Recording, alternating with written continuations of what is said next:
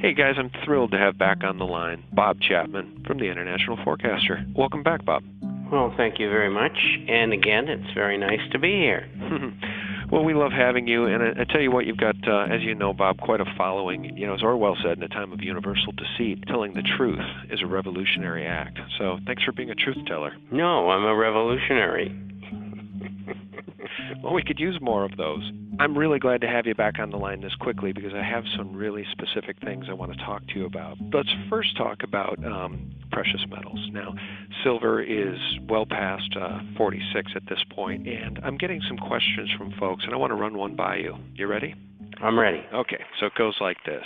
There's a fella named Marco who sent me a personal message via my YouTube channel, and he's asking this. People say that when silver goes parabolic, we have to get out before the bubble bursts.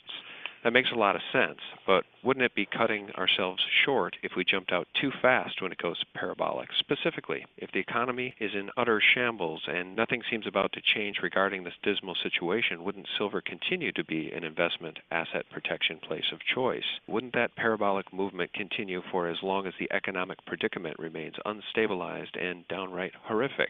Thanks, Marco. What's your take, Bob? Well, Marco, I think that's a great question, and I think you already have the answer, and I think you should take that answer and send it to the people who think things are going to go parabolic and they're going to collapse. I mean, Jimmy Rogers said that the other day. Yeah, and just to weigh in there, I mean, what I heard Jim Rogers say is that he expects triple-digit silver, but he would be concerned if it sprang directly to 100 just in 2011 with sort of a parabolic chart. He'd rather see it kind of correct. I think he'd rather see that stair step, Bob, and maybe we all would. But what's in play here is the shorts are getting crushed. JP Morgan is really under massive threat right now, and the world knows it. And so let's bring it to them. It's like a war. They're wounded. They're running out of ammunition. They don't know what to do. They're confused. And so what do? Shoot them down. And that's the best thing because they're the largest holders in the Federal Reserve. And they really run the Fed. There's other big players as well. And so if you can take them down, you've done a whole lot. We can thank, in part, Max Kaiser for that, for taking delivery of physical silver. And that's helped a great deal. And so they're in a position with HSBC where they have illegally, no matter what the CFTC says, rigged the market, and they get caught. And there's no way out for them. So what are we talking about in losses right now?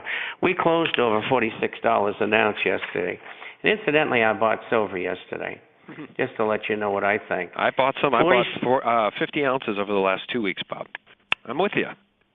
All right. I'm not selling. Stalwart. The point is that we want people to know, and I do feel some responsibility to tell people what I'm doing. And, you know, here's the thing. I started talking about silver and gold on my channel when silver was back around $10, $12 an ounce. So anybody that's been following, you know, my advice has tripled their money or better, quadrupled their money or better. So I think that it's not my responsibility at this point to tell people when to sell. That is their own personal choice. I got them in low, you got them in low. Okay, whatever they do from here is up to them. Having said that, I do feel it's my responsibility to be honest with people about what I am doing. And the minute I start selling, I'll let people know. What I'm still doing is buying in regular intervals regardless of price, because until the Federal Reserve stops this shenanigans of debasing our currency by printing out of thin air, why would you stop buying silver? Or more importantly, why would you sell?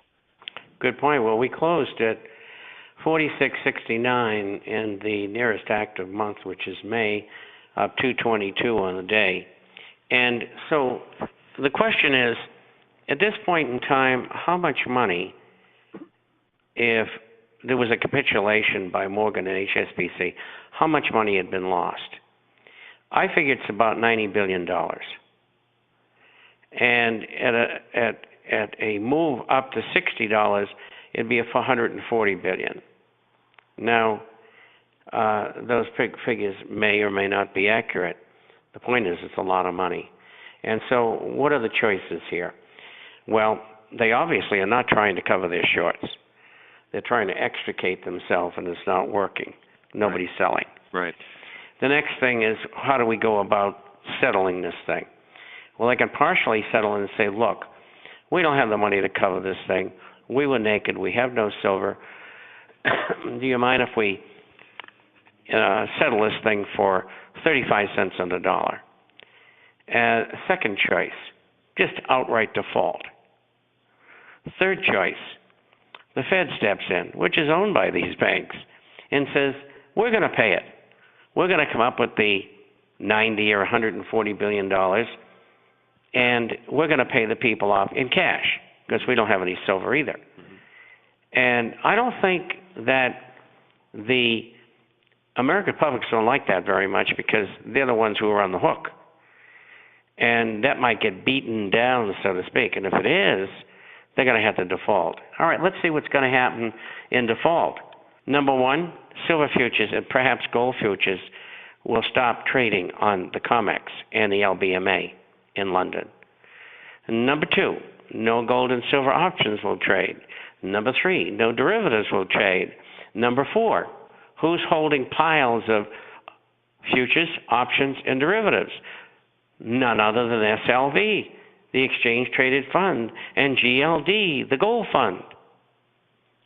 You see what kind of fallout we're looking at here? Yeah.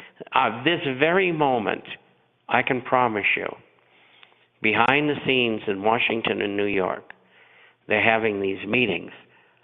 Oh my goodness, what do we do? And that's the box that they're in. And no matter which way you cut it, even if there's a settlement of some kind, because they can't pay that kind of money, even if there's a settlement, it's going to deeply injure the paper market.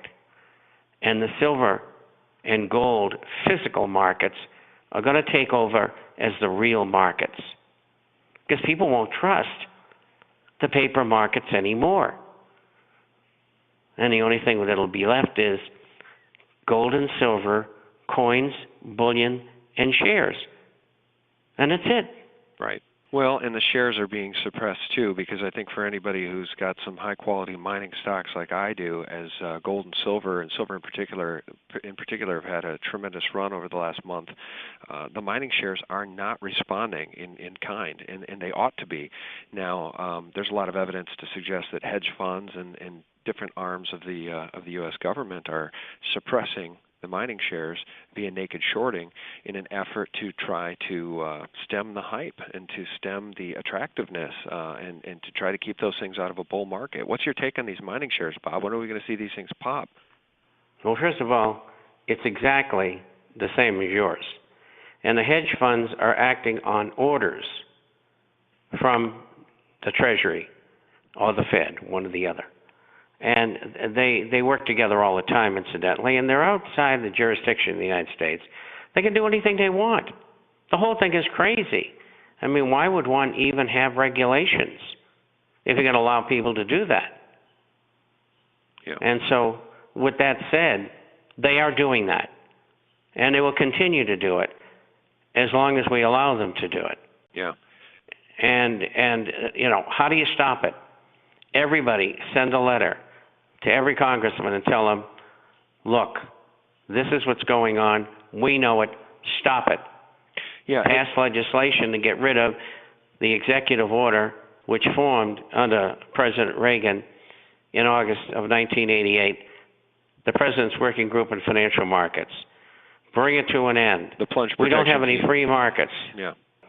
Start getting on the case that we know what you're doing.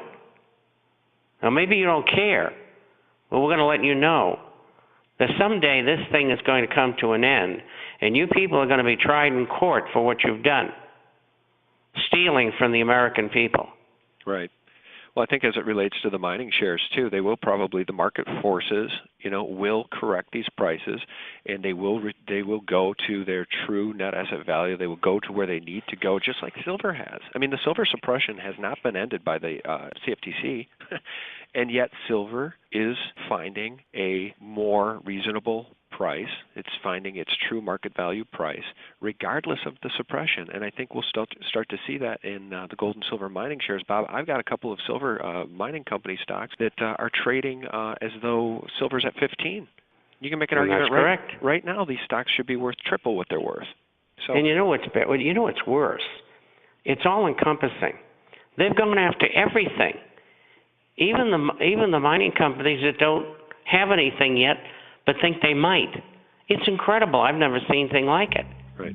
But this is what you have when you have a corporatist fascist society. What 1930s and 1940s in Germany under Adolf Hitler was all about was a trial run for what we're getting today. This concludes part 1, guys. Click here for part 2.